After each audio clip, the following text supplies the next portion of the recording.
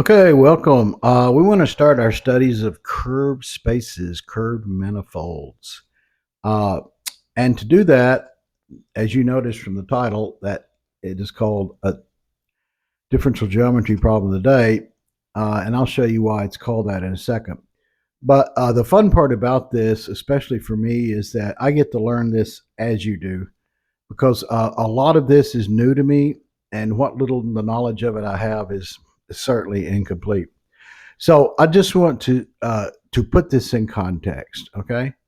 So in 1827, Carl Friedrich Gauss he published this General Investigation of Curved Surfaces, where he described his remarkable theorem, the Theoremum Egregium, proving that Gaussian curvature is an intrinsic property of a surface. So this was a big deal. His student Bernhard Riemann, then in 1854, gave his famous lecture on the hypothesis which lie at the foundation of geometry, in which he described n-dimensional manifolds, which was a really big deal because it directly led to general relativity. Unfortunately, he died very young. Okay, in 1869, Elwin Bruno Christoffel published on the transformation of homogeneous differential expressions of the second degree. In that paper, he derived Christoffel symbols, the covariant derivative, and the Riemann curvature tensor.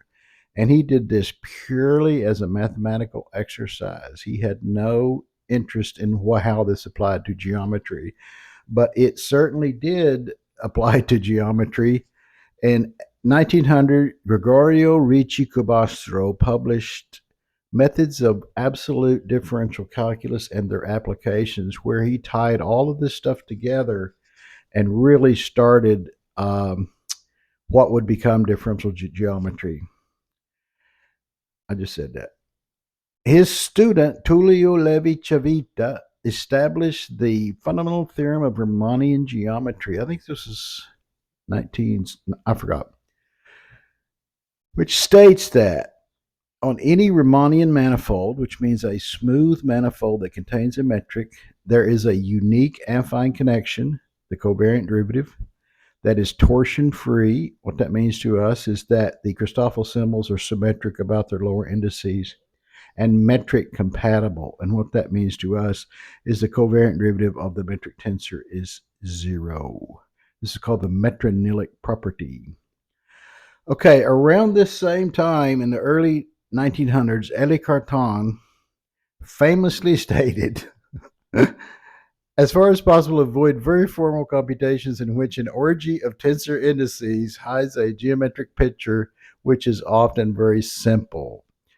And so then he went on to formally develop differential geometry, which is coordinate free and thus metric free.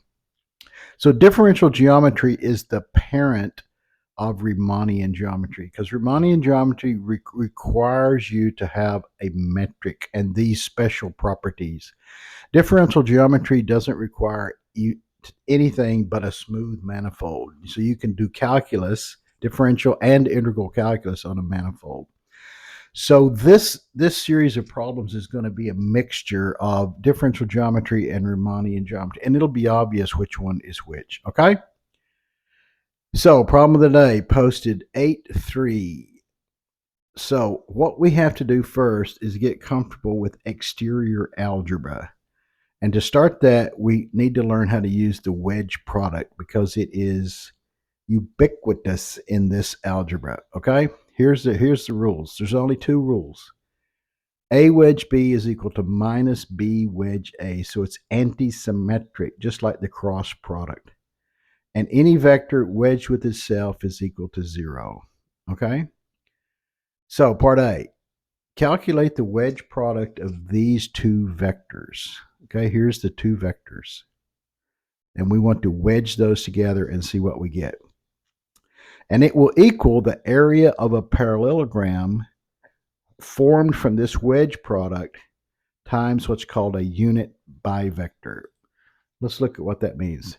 Here's our Cartesian EX and EY, right? So if we wedge, remember a vector is an oriented line, the segment. What we're getting ready to form is a bivector, which is an oriented plane. Okay. So if we go EX wedge EY, we go EX wedge EY, we went in a counterclockwise direction, And that implies a positive oriented plane. Okay. If we went the other way, EY wedge EX, that's clockwise, and that implies a negative oriented plane. Okay. So we need that piece of information to solve this problem. Okay. Part B, using both. Now this has nothing to do with geometric algebra. It's just fun. Using both the component form and the geometric form of the dot product, show that the area of the parallelogram you found here is equal to the area using what you learned in geometry, base times the height of a parallelogram, but you're using vectors. Okay, so you got the component form and geometric form of the product. You know the area of that parallelogram from this, the product. Now use the old school base times height of these two vectors to prove that the area is the same. Okay, I'll post it tomorrow. See you later.